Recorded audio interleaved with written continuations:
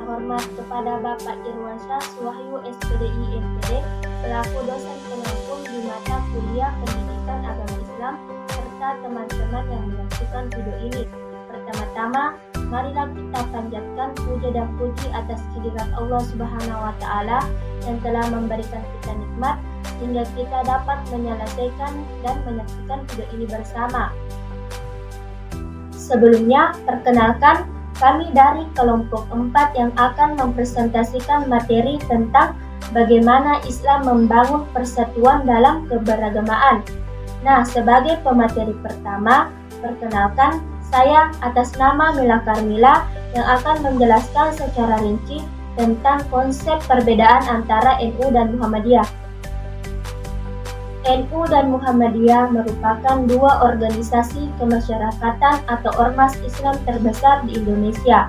Kedua ormas ini memiliki kekayaan budaya yang sangat penting bagi bangsa Indonesia. NU memiliki pondok-pondok pesantren terbesar di seluruh pelosok Indonesia, terutama di Pulau Jawa. Dan Muhammadiyah memiliki sekolah-sekolah dari taman kanak-kanak hingga perguruan tinggi di seluruh pelosok Indonesia. NU memiliki banyak kiai, sedangkan Muhammadiyah memiliki banyak cendekiawan. Pada periode terakhir ini, NU memiliki lembaga pemberdayaan. NU memiliki banyak kiai, sedangkan Muhammadiyah memiliki banyak cendekiawan Muslim. Pada periode terakhir ini, NU pun memiliki lembaga pemberdayaan umat dan lembaga rehabilitasi sosial, sementara Muhammadiyah memiliki banyak rumah sakit, poliklinik, dan panti asuhan. Nah, itulah yang sempat saya sampaikan di video ini. Perbedaan yang konkret antara Nahdlatul Ulama dan Muhammadiyah. Yang pertama, perbedaan Nahdlatul Ulama dan Muhammadiyah dalam hal tradisi ibadah. Yang kedua, perbedaan Nahdlatul Ulama dan Muhammadiyah dalam hal aspirasi atau orientasi politik.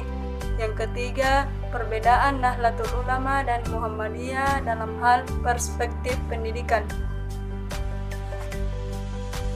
Membangun ukhuwah Islamiyah dalam perbedaan. Ukhuwah Islamiyah dapat diartikan sebagai persaudaraan, terambil dari akar kata yang mulanya memperhatikan. Makna kata asal ini membawa kesan bahwa persaudaraan mengharuskan memperhatikan berbagai belah pihak yang merasa bersaudara. Kata Islamiyah yang dirangkai dengan kata ukhuwah lebih tepat dipahami sebagai adjektiva, sehingga ukhuwah Islamiyah dapat diartikan sebagai persaudaraan yang bersifat Islam atau yang diajarkan oleh agama. Selanjutnya itu macam-macam ukhuwah.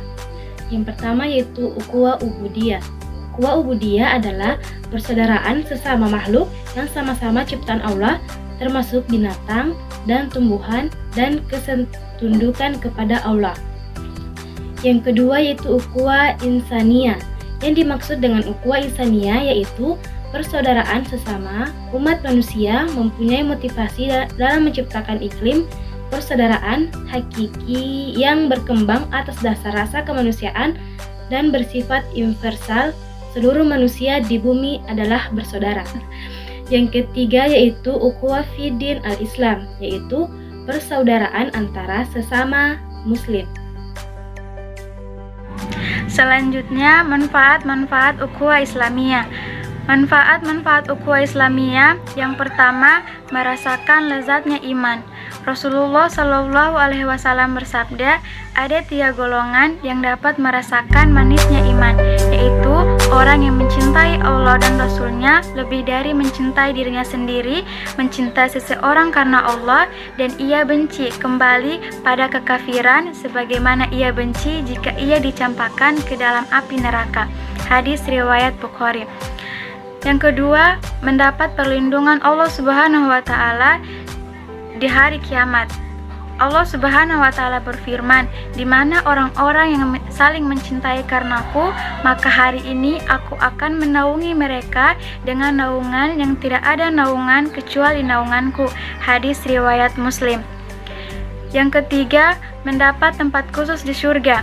Rasulullah Shallallahu Alaihi Wasallam bersabda, barang siapa yang mengunjungi orang sakit atau mengunjungi saudaranya karena Allah, maka malaikat berseru, berbahagialah kamu, berbahagialah dengan perjalananmu, dan kamu telah mendapatkan salah satu tempat di surga. Hadis riwayat At-Tirmizi. Islam dalam menyikapi perbedaan. Konsep toleransi dalam Islam, kebebasan beragama. Radikalisme Islam mendorong Barat memelihara isu teroris Islam agar dunia waspada dan ikut memberantas kelompok ekstremis Islam, dan menghapus citra Islam dengan mengatakan Islam adalah agama yang intoleransi. Islam adalah agama yang sangat toleransi. Jelas ini tidak pantas jika Islam dituduh sebagai agama yang ekstrim dan radikal. Apalagi dengan mengatakan Al-Quran dan Nabi Muhammad sebagai inti dari semua teror. Islam mengakui keberagaman, termasuk keberagaman dalam agama. Dalam Islam, seorang muslim dilarang memaksa orang lain untuk meninggalkan agamanya dan masuk Islam dengan cara terpaksa. Jika kita menilik kembali sejarah Islam, akan kita dapatkan Simaha al-Islam, yang di sana tidak ditemukan tentang adanya hukuman mati atau siksaan pada seorang yang tidak mau masuk Islam. Contoh realnya adalah bisa kita lihat bagaimana penyebaran Islam yang dilakukan oleh Wali Songo rahimahumullah di Indonesia. Saya atas nama Nur Fatima akan melanjutkan pemaparan materi dari Saudara Zul Agung, yaitu tentang upaya dalam mewujudkan persatuan umat. Upaya-upaya tersebut diantaranya seperti yang pertama, tentunya untuk mewujudkan persatuan masyarakat yang majemuk seperti di Indonesia, itu perlu adanya kerjasama antara pemimpin dan rakyat.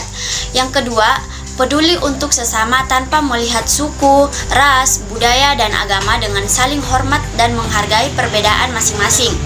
Yang ketiga, cinta tanah air dengan bangga menjadi warga negara Indonesia, bangga terhadap budaya Indonesia, dan dengan cara menerapkan bahwa negara kita adalah negara yang paling istimewa. Kemudian yang terakhir, melahirkan kembali semangat nasionalisme dengan belajar kembali mempelajari perjuangan para pejuang dahulu yang telah berkorban jiwa dan raganya untuk kemerdekaan Indonesia. Baik, itulah pemaparan materi dari kami dari kelompok 4. Kurang dan lebihnya mohon dimaafkan. Saya akhiri dengan ucapan wabillahi taufik wal hidayah.